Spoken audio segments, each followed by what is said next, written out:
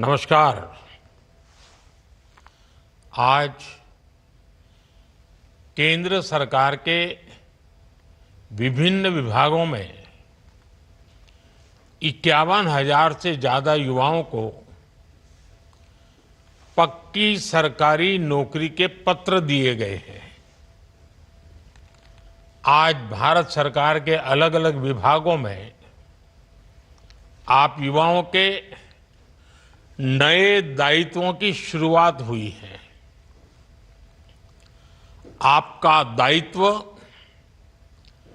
देश के आर्थिक तंत्र को मजबूत करना है। आपका दायित्व देश की आंतरिक सुरक्षा को मजबूत करना है। आपका दायित्व देश में आधुनिक इंफ्रास्ट्रक्चर के निर्माण का है। आपका दायित्व श्रमिकों के जीवन में मूलभूत बदलाव लाने का है।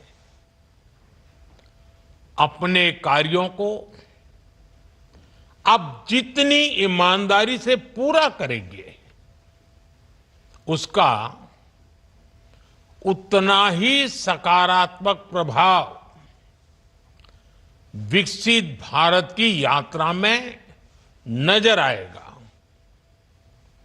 मुझे विश्वास है आप अपने दायित्वों को पूरी निष्ठा से निभाएंगे। साथियों, किसी भी राष्ट्र की प्रगति और उसकी सफलता की नींव उस राष्ट्र के युवा होते हैं। जब युवा राष्ट्र के निर्माण में भागीदार होते हैं तो राष्ट्र तेज विकास भी करता है और विश्व में अपनी पहचान भी बनाता है। भारत का युवा आज अपने परिश्रम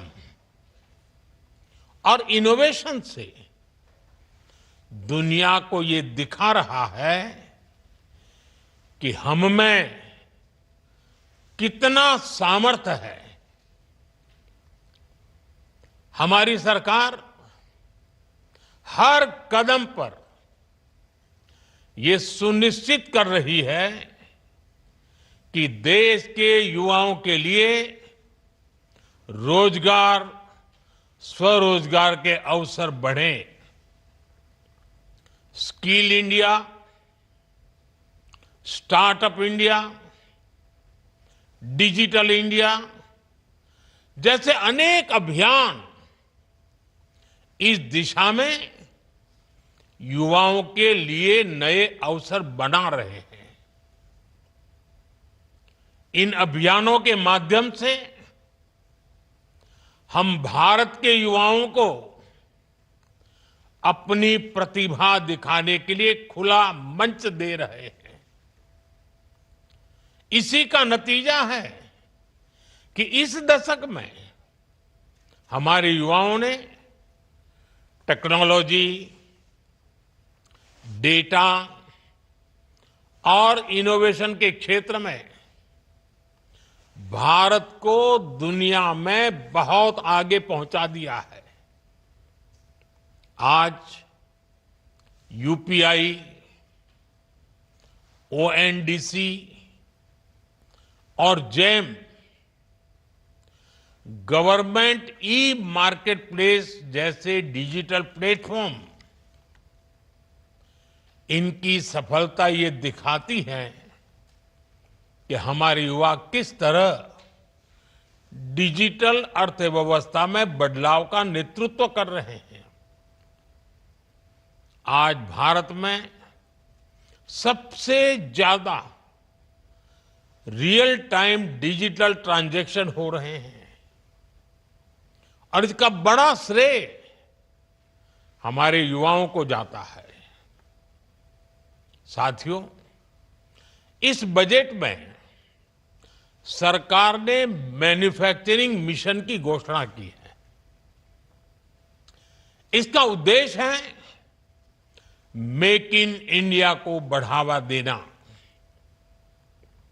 और भारत के युवाओं को ग्लोबल स्टैंडर्ड वाले प्रोडक्ट बनाने का मौका देना। इससे न केवल देश की लाखों एमएसएमईज को, हमारे लघु उद्यमियों को बढ़ावा मिलेगा, बल्कि पूरे देश में रोजगार के नए अवसर भी खुलेंगे। आज का ये समय भारत के युवाओं के लिए अभूतपूर्व अवसरों का समय है। हाल ही में आईएमएफ ने कहा है कि भारत दुनिया की सबसे तेजी से बढ़ती अर्थव्यवस्था बना रहेगा।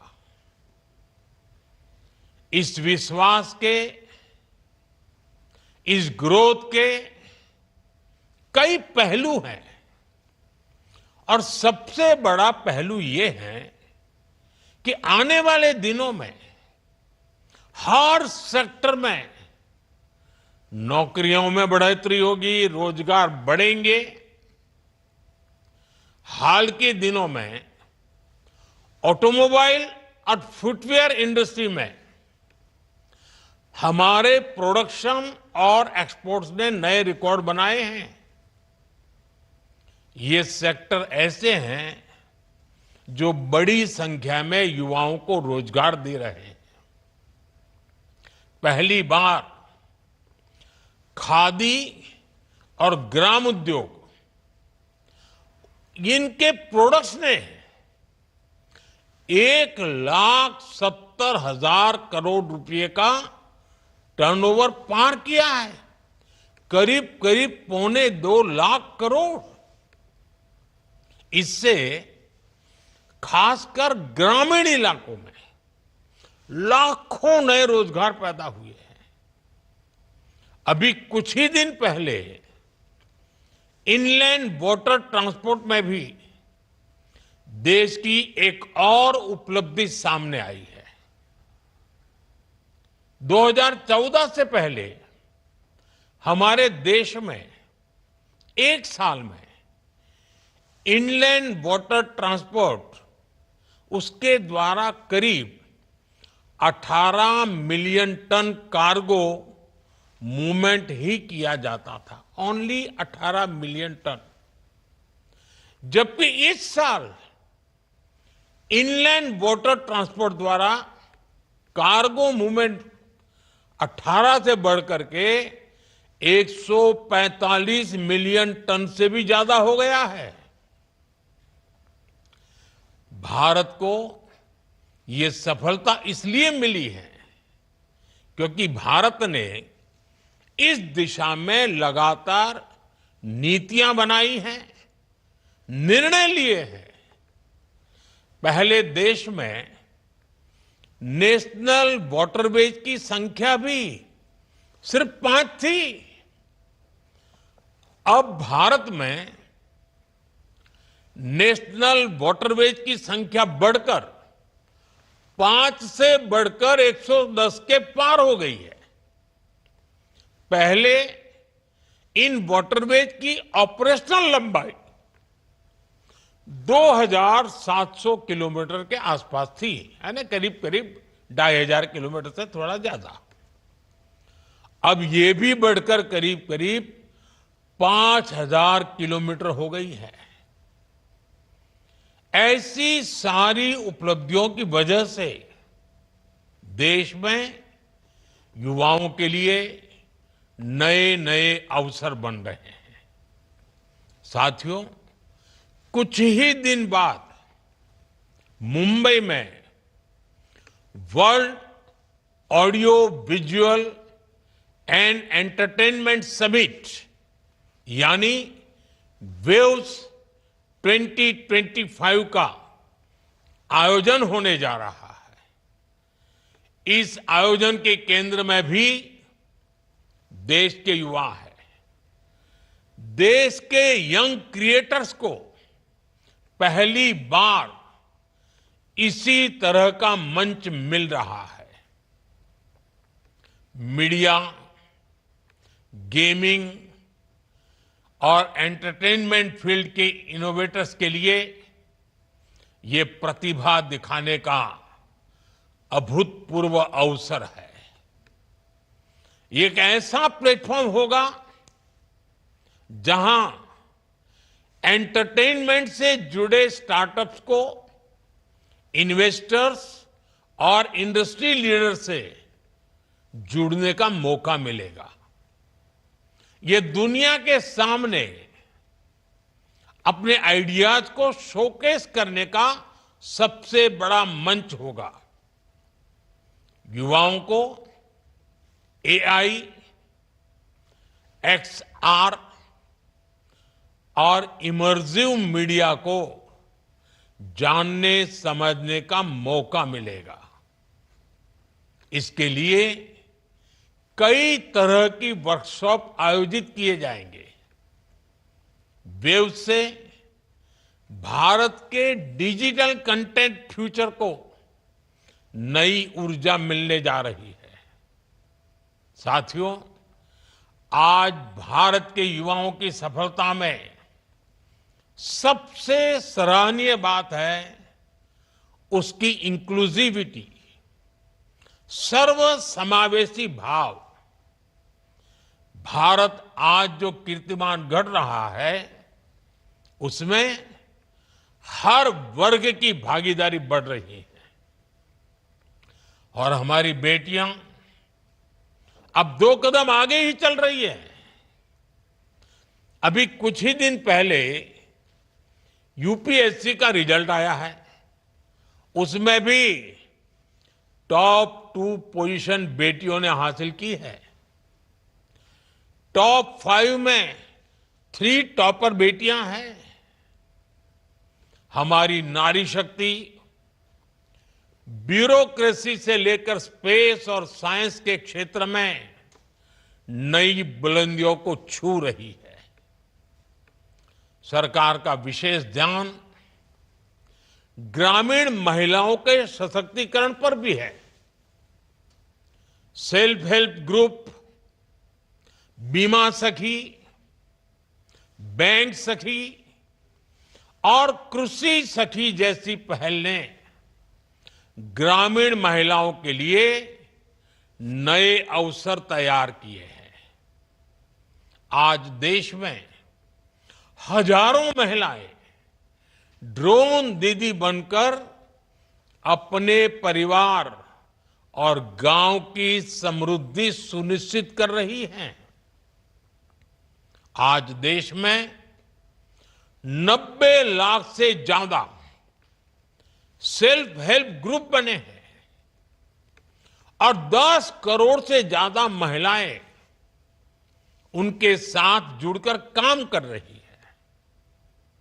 इन सेल्फ हेल्प ग्रुप्स का सामर्थ्य बढ़ाने के लिए हमारी सरकार ने इनके बजट में 5 गुना बढ़ोतरी की है।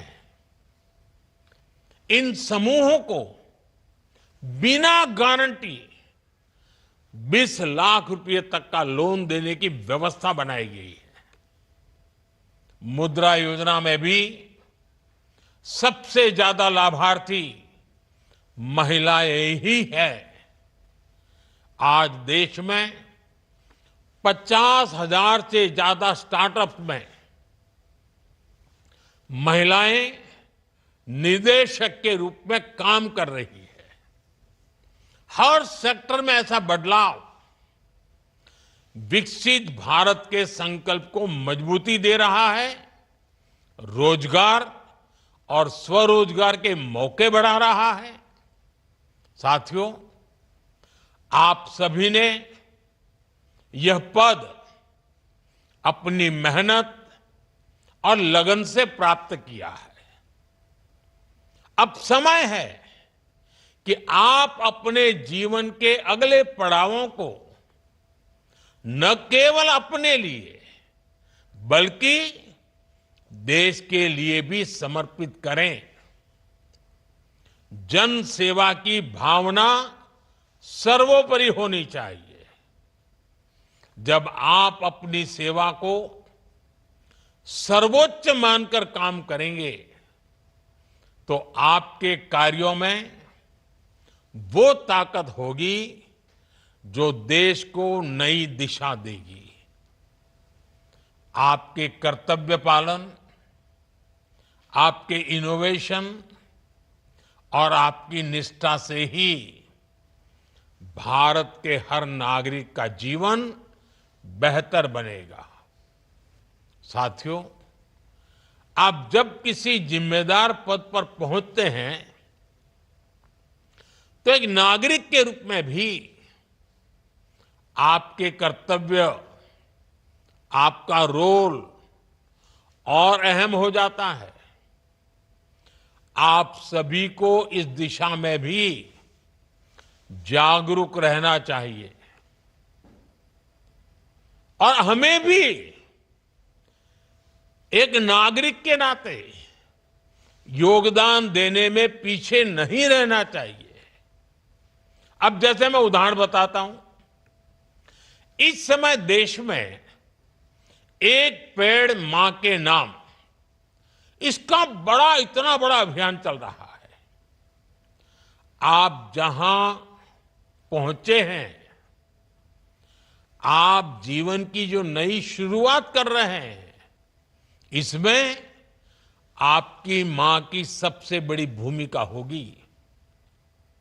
आप भी अपनी मां के नाम पेड़ लगाएं, प्रकृति की सेवा करके अपनी कृतज्ञता व्यक्त करें। आप जिस ऑफिस में काम करेंगे, वहां ज्यादा से ज्यादा लोगों को इस अभियान से जोड़ें। आपके सेवा काल की शुरुआत में ही जून के महीने में अंतर्राष्ट्रीय योग दिवस भी आ रहा है। ये एक बहुत बड़ा अवसर है। इतने बड़े अवसर पर आप सफल जीवन की शुरुआत के साथ ही योग के माध्यम से स्वस्थ जीवन की भी शुरुआत करिए। आपका स्वास्थ्य आपके लिए तो जरूरी है ही, ये आपकी वर्क एफिशिएंसी और देश की प्रोडक्टिविटी के लिए भी उतना ही अहम है।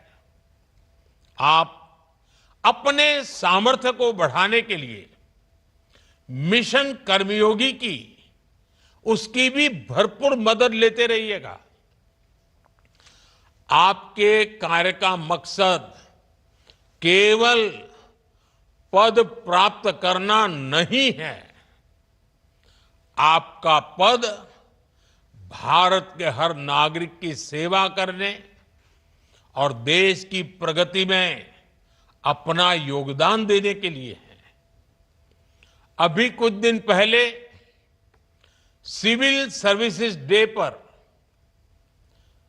मैंने एक मंत्र दिया था और मैंने कहा था कि हम सरकार में जितने भी लोग हैं, हमारे लिए तो एक ही मंत्र सर्वोपरि होना चाहिए और वो मंत्र है नागरिक देवो भव।